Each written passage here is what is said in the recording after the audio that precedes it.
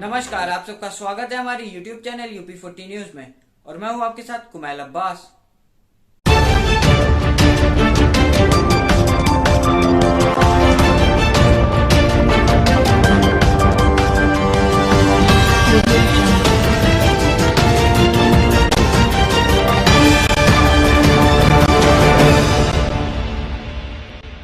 जनपद बहराइच के पयागपुर में भारतीय जनता पार्टी की तरफ से आयोजित की गई चुनावी जनसभा को संबोधित करने पहुंचे उत्तर प्रदेश के मुख्यमंत्री योगी आदित्यनाथ ने सपा पर करारा वार करते हुए कहा कि हमारी सरकार का पहला फैसला एंटी रोमियो के खिलाफ था, जबकि सपा सरकार का पहला कार्य आतंकवादियों को बरी कराने का था।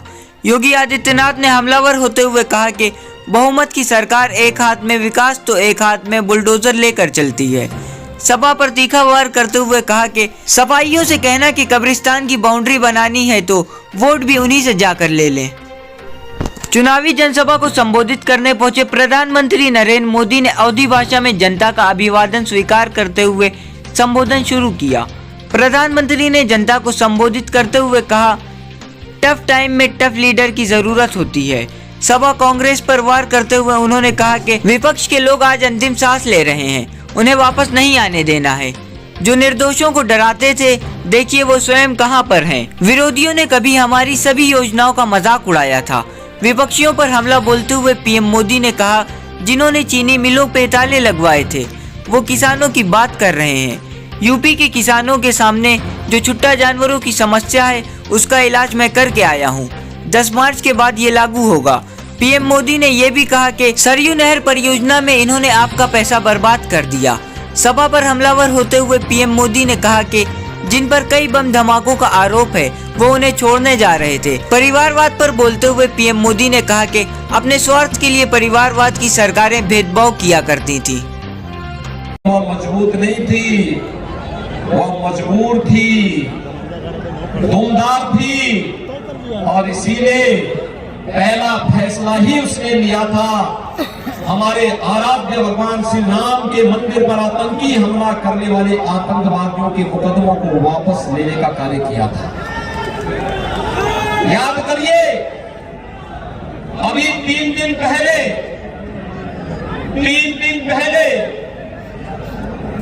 अहमदाबाद के एक न्यायालय ने 38 आतंकवादियों को फांसी की सजा दी है। वो मजबूत नहीं थी, वो मजबूर थी, दुमदार थी और इसीलिए पहला फैसला ही उसने लिया था। हमारे आराध्य भगवान श्री राम के मंदिर पर आतंकी हमला करने वाले आतंकवादियों के मुकदमों को वापस लेने का कार्य किया था। याद करिए, अभी 3 दिन पहले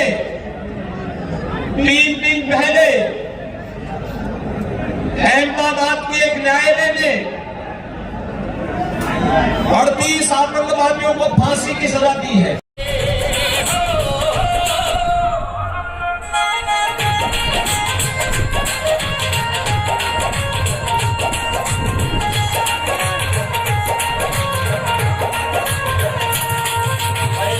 मेरे साथ बोलिए, भारत माता की। दोनों मुट्ठी बंद करके पूरी ताकत से बोलिए, भारत माता की, भारत माता की।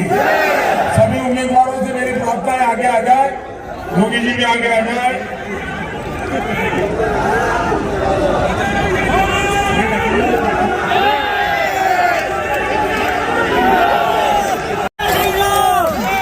हमने रास्ते खोजे हैं दोस्तों,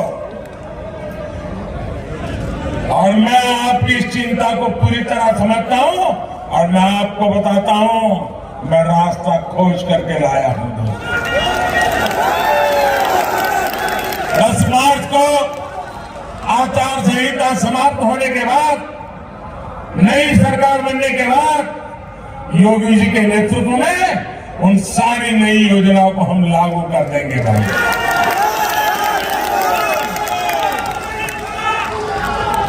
इन लोगों का काम करने का तरीका क्या रहा है, इसका उदाहरण सरयू नहर राष्ट्रीय परियोजना भी है। इनकी लापरवाही की वजह से ये योजना 4 दशक से भी पूरी नहीं हो पाई। 40 साल बीत गए भाई। ऐसे लोगों की क्या जरूरत है? अरे आपने घर में काम करने वाला व्यक्ति अगर 2 घंटे तक काम करना पूरा है और 2 दिन तक नहीं करता है तो उसको रखते हैं क्या? आप रखते हैं क्या? उसको कहते हैं बाबा जाओ, तुम नहीं कर सकते हो, क्या कहते हैं? ऐसे लोगों को सरकार में वापस लाओगे क्या? लाओगे क्या? 40 साल तक जो आपके लिए जीवन मरण का सवाल है, ऐसा पानी का काम लटकाए रखा। और देखिए बर्बाद कैसा किया रुपयों को। जब ये योजना का प्रारंभ हुआ था तब खर्चा होने वाला था 100 करोड़। 100 करोड़ में शानदार काम हो जाता, लेकिन 40 साल लटके रखा। जो आए उन्होंने कटकी की, हर किसी ने अपनी मलाई खाने का रास्ता खोजा और जाते जाते 100 करोड़ का काम 10,000 करोड़ रुपए तक पहुंचा। 10,000 करोड़ ये पैसे आपके थे जो बर्बाद कर दिए लोगों ने। आपकी कमाई के पैसे थे इन्होंने बर्बाद किए। इस योजना से बहराइच और गोरखपुर के बीच 9 जिलों के 30 लाख किसानों को सीधा फायदा होने वाला था। 30 लाख किसानों का इन्होंने गला घोंट दिया था। लेकिन वर्षों के इंतजार के बाद आपको ये लाभ अब मिला है, हमारी सरकार के प्रयासों से मिला है। साथियों, बहराइच की धरती हमेशा से आक्रमणकारियों के मंसूबों को ध्वस्त करती रही है। देश के खिलाफ जाने वालों को यहां की मिट्टी बंद करेंगे। जिसको मौका पड़ेगा वो बदला लेने की ताक में है। क्या बदला लेने देंगे? बदला लेने देंगे? जो बदला लेना चाहते हैं उनको आने देंगे? ये बदला वालों को अवसर देंगे? भाइयों बहनों, कमीशन, क्राइम, कब्जेदारी, यही लोग फिर से मैदान में उतर आएंगे। इसलिए आपको ज्यादा से ज्यादा संख्या में भाजपा को वोट देना है। कमल के निशान पे बटन दबाना है। एक वोट भी छूटना नहीं चाहिए। आप मुझे बताइए, आज मैं हेलीकॉप्टर से देख रहा था, इतनी जबरदस्त भीड़, इतनी जबरदस्त भीड़, इतनी बड़ी तादाद में आप लोग आए हैं। आप थक गए होंगे। अब मन करता होगा मोदी जी आ गए, योगी जी आ गए, सभा शानदार हो गई, चलो आप सो जाते हैं। जागेंगे, सो जाएंगे? नहीं सो जाएंगे ना, घर घर जाएंगे।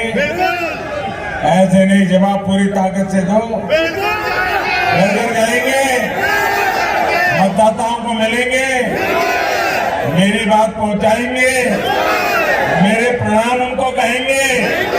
मोदी जी आए थे, आपको नमस्ते बोला है, बता देंगे और बताएंगे मोदी जी ने आपसे कुछ मांगा है, आप उनको बताएंगे मोदी जी ने कहा है वोट डालना है, बताएंगे। कमल पे वोट डालने के लिए कहेंगे, ज्यादा से ज्यादा वोटिंग करवाएंगे।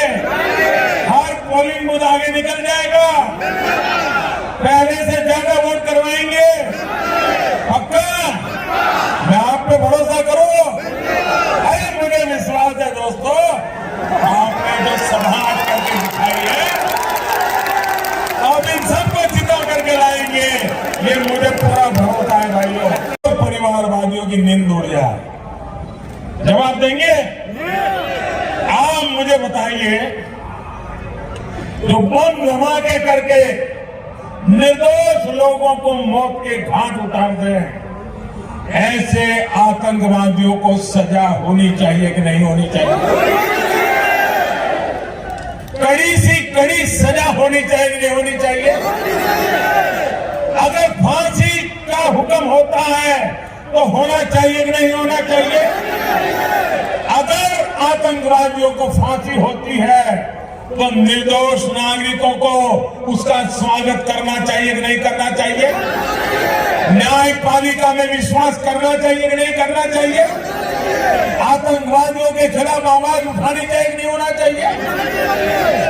अभी 2 दिन पहले अहमदाबाद के न्यायालय ने अनेक लोगों को फांसी की सजा सुनाई, जो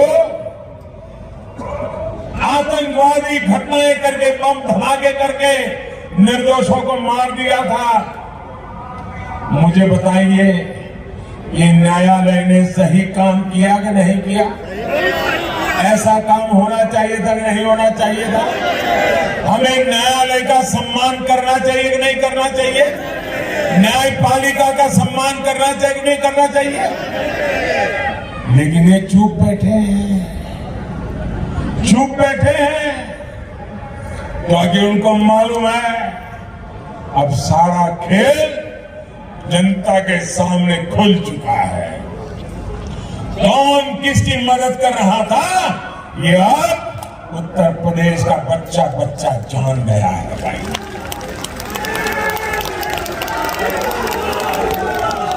बहराइच, गोंडा, श्रावस्ती, बलरामपुर जिलों में विकास को रफ्तार दी जा सके, इसके लिए कई 100 करोड़ रुपए इसकी योजनाओं पर तेजी से काम चल रहा है। बहराइच गोंडा रेल मार्ग पर इलेक्ट्रिक ट्रेन की शुरुआत का रास्ता खुल गया। यहां नए पुल बनाना हो या फिर कनेक्टिविटी के काम, हमारी हर कोशिश उत्तर प्रदेश के विकास के लिए है। 10 मार्च के बाद हमारी सरकार ऐसे कार्यों के लिए, आपकी सेवा के लिए नई ऊर्जा के साथ जुटेगी। लेकिन भाई और बहनों, आपको ये